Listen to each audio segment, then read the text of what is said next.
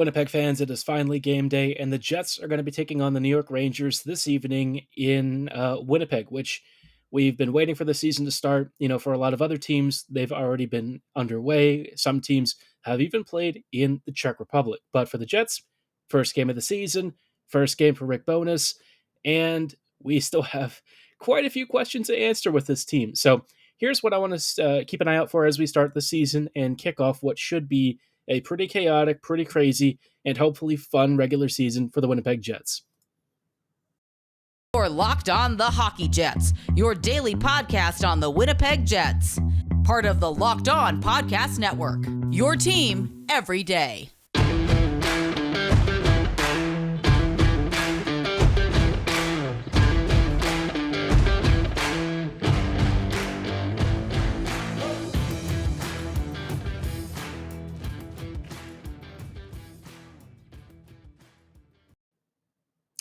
Hello, Winnipeg fans. Welcome to this episode of Locked On Winnipeg Jets, part of the Locked On Podcast Network, your team every day.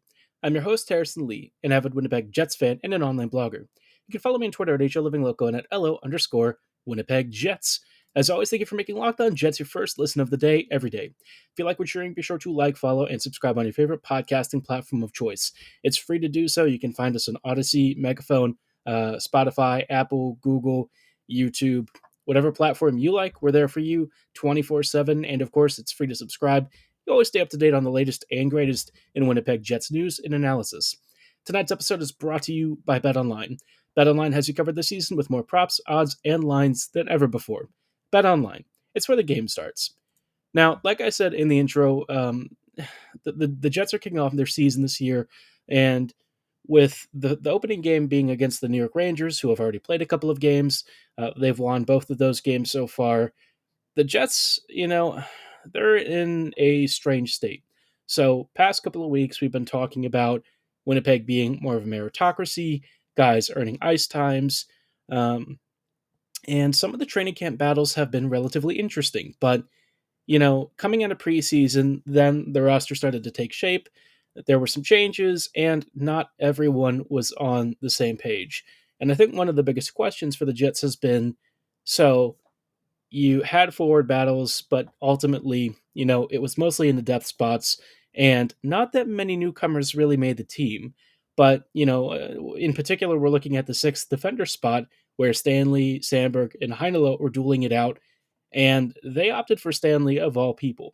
Now, I think Logan has some interesting characteristics and traits that make him, a solid third pairing defender in the right circumstances.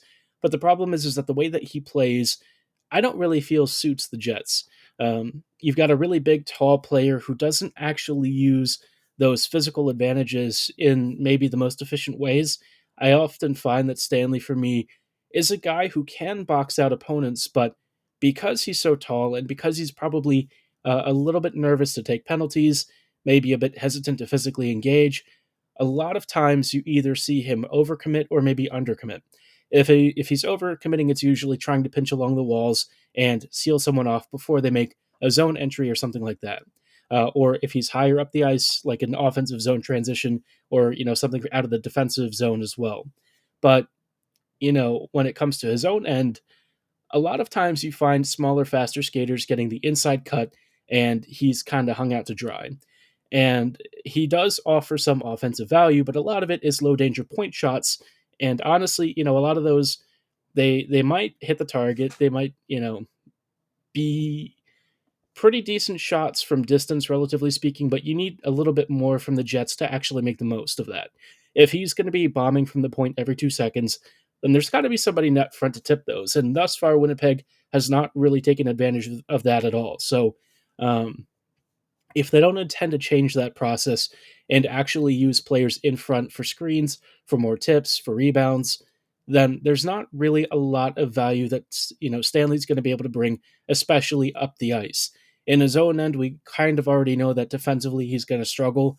And I think Bowness had a couple of interesting comments because he suggested that Heinola needed to work more on the defensive side of things, which it's not false, right? I mean, that is accurate, right? Vili's not exactly a guy who's a shutdown defender. He'll lose body positioning. Sometimes he gets muscled off the puck. You've seen him have some nasty turnovers.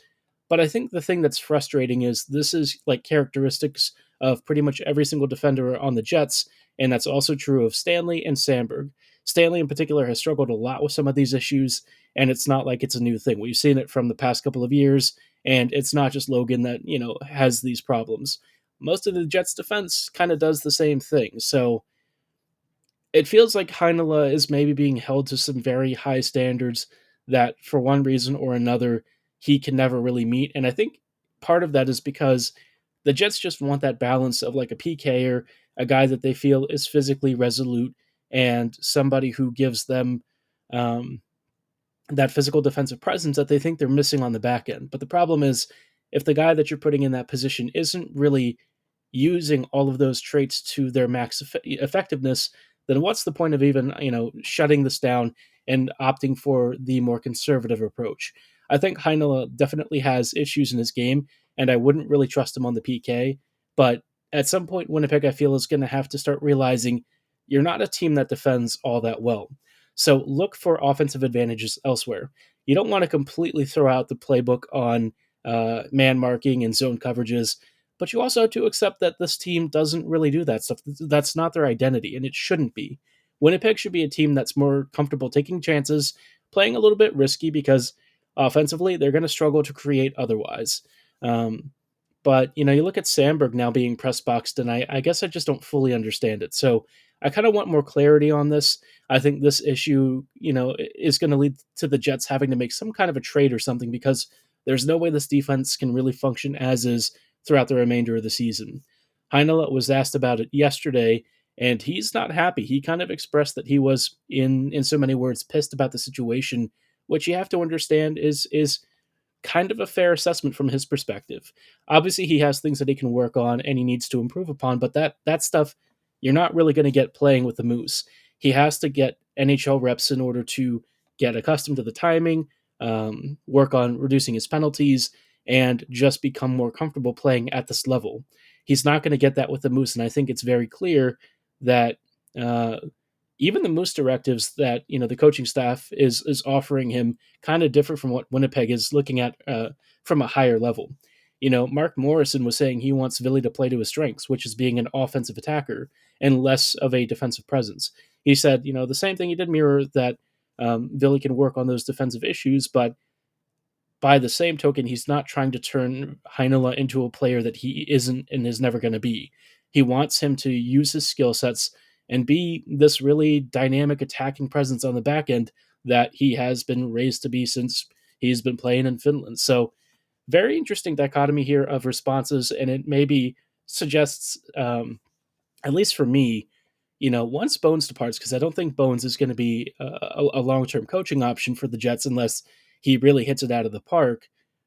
I'm still looking at Mark Morrison maybe to be the future of this team's coaching staff. I think he's more forward thinking. I don't know if all of his offensive concepts would translate to the NHL level, but you know what? We've had plenty of coaches that haven't been as ambitious, and I'm willing to give somebody who is not an outsider, but maybe brings some fresh ideas a shot with this team. But, that's off in the distant future at this point. We're still kind of waiting for the start of the season, and obviously against the Rangers, the Jets are going to have their hands full. So I'll talk about expectations for this game, what I think is going to happen, and just some general last-minute stuff before the start of the season, questions I want to have answered, and maybe some hopes and fears as we kick off the 2022-23 season. Before we go any further, though, I do want to shout out our friends and partners that I mentioned earlier at betonline.net. BetOnline is your number one source for football betting info this season, whether you're looking for college NCAA stuff or professional NFL level football. They've got all the latest player developments, team matchups, news, podcasts, in-depth articles, and analysis from the start of the season till the present, and even including futures. If you're thinking about even stuff like next season or beyond, they've also got lines and odds for that as well. And as always, BetOnline remains your continued source for all of your sport wagering information, with live betting and up-to-the-minute scores for every sport out there. Whether you're looking for maybe something like MLB baseball as we enter the playoffs, MMA, boxing, golf, Triple Crown horse racing, anything you can imagine, they've got you covered. I've even seen Bundesliga bets if you're into German footy. But if you don't love sports, which why are you hearing me talk? Good question, but maybe maybe you're one of those Jets fans who's just listening to kind of follow along and see what the team is doing, even if you don't follow that closely. But if that's you and you still want to take part on BetOnline, they've also got Vegas casino games, so that there's something for everyone. Getting started really couldn't be easier. Just register for a free account at betonline.net right now on your laptop or mobile device, because BetOnline is where the game starts. Hello, friends, and welcome back to this episode of Locked On Winnipeg Jets. Thank you for making Locked On Jets your first listen of the day every day. We are continuing our preseason, or not preseason, but actual regular season thoughts. Finally out of the preseason, which is a minor miracle. It felt like forever for the Jets, but now they face the Rangers, a team that's going to be on the back half of a back-to-back, and they just faced the Minnesota Wild, ended up winning like 7-3 or 7-4. And I wouldn't say that their game was particularly impressive in terms of shot share and stuff. But when you look at the chances that they created and they capitalized on, some of their star players were, well, kind of starring it up. I mean, you had Adam Fox, you had Zibanejad, Kreider, pretty much everyone that's really important on this team had some sort of offensive contribution. Panarin scored, Hedl scored. The new addition of Trocheck also scored. And I think Vinny has maybe gone a little bit under the radar as a really nice addition. He was, not cheap necessarily, but I think for what the Rangers were hoping for, he'll be a solid fit. I think he brings a nice finishing touch to that top six and just makes them even deeper. And of course, Capo Caco might have the highlight goal of the night. He had this unbelievable individual effort. Caco, you're looking for a really big season from him. But I think for the Jets, this is going to be a really tough team because the Rangers, they're going to concede a lot of chances. Like defensively, they're not that great. But the problem is when you give up counters or you make any sort of mistake, New York has some of the best scorers in the league. Now, you're not thinking about Line necessarily or McKinnon or McDavid, but they have a lot of balance and a lot of offense all throughout their top nine. So this is a team the Jets are really going to have to be careful with. I don't know that Gallant has necessarily been like the most amazing coach with this team, but as long as they can keep kind of outscoring their defensive issues and stuff, and Shesterkin can kind of keep covering all of those blue line gaps and gaffes, I think this team is still going to be a pain. Now, for the Jets, the only advantage is that they're playing on consecutive nights, and facing the Wild could certainly be a bit of a drain. And it seems like Minnesota was racking up shots after shots, so it's not like this team is going to be super rested. Now, for the Jets, it's going to be a weird one, right? First game back, and I think preseason showed some interesting developments and early signs of more blue line aggression. I thought the forwards, especially the first line, looked pretty engaged. Scheifele seemed a little bit refreshed, which was good to see. Um, Dubois towards the end there started looking more like what you would expect Dubois to be. He had a start, like a quieter start to the preseason, but over time kind of started ramping it up and looking a little more offensively gifted, back to where you would expect him to be. Ehlers was dominant, but for the depth lines, I guess the big question for me is, are they going to be able to really match up against the Rangers' bottom six? Because like New York's bottom six has a lot of young rookies, a lot of young kids, and while it might lack some of the um, talent at times on like the fourth line, the Jets are not really going to be matching anywhere near as much scoring talent on that end. You have like Lowry and Menelainen, Gustafsson, Gagne, and like these are fantastic players with two-way games that are very strong, but maybe not the kind of guys that I'm thinking are going to be able to outscore Capo Caco, Filipino, some of these other really talented players. So there's a lot of questions I have. I mean, this Rangers team is kind of an offensive wagon in terms of like finishing ability, even if maybe the shot creation and chance creation is kind of still a work in progress. But Winnipeg is going to have to come out with its A game and show us that, all of this work that they've been doing in the preseason is worth it, because I think, the Stanley inclusion was kind of a stinker, but I'm going to be honest, I don't think it moves the needle either direction a ton. But If he plays on the PK against the Rangers, that's where I would start getting nervous because this Rangers PK or their power play is fantastic. I don't know if you've seen it, but their puck movement's crisp. They capitalize on rebounds, always in advantageous positions. So, not a team the Jets can mess around with, and Winnipeg really needs to be disciplined. But kind of going, through the rest of the season, I do still have some larger concerns about, I guess, what the future of this team is and how they're going to integrate some of the youth into the squad because we've got a lot of young prospects who could probably help the Jets right now, but for one reason or another, the Jets have put themselves into a position where they can't really call them up. We'll talk about, what I think needs to happen next and my personal feelings on this season maybe not being as exciting as I was hoping for in just a little bit. Hello, friends, and welcome back to these closing thoughts on tonight's episode of Locked On Winnipeg Jets. We are just wrapping up some final thoughts before Winnipeg kicks off the season. Obviously, I wish we had some actual hockey to talk about, but it's going to be a late night game. So I'll try and give you some thoughts, maybe in very short form over the weekend, or at least next Monday we'll give you a full episode on some thoughts and probably have another game in between then to talk about. But going into the season, I'm kind of wondering where the Jets are at because there are times and moments where I see progress, and I think there's some stuff that the Jets have legit worked on and seem to be better. But there's other parts where I'm like, this team isn't taking the full steps forward that it could. And it's partly because they haven't resolved stuff like maybe freeing up a logjam spot on the left side of the defense, acquiring another top nine forward from somewhere. It feels like Winnipeg is still not really complete, and I kind of wonder what the front office is waiting for. If it's because they envision, like, say, for the top nine, Brad Lambert coming in to this team in about a month or so, fine, okay, that makes sense. I can live with that. That's a fair idea.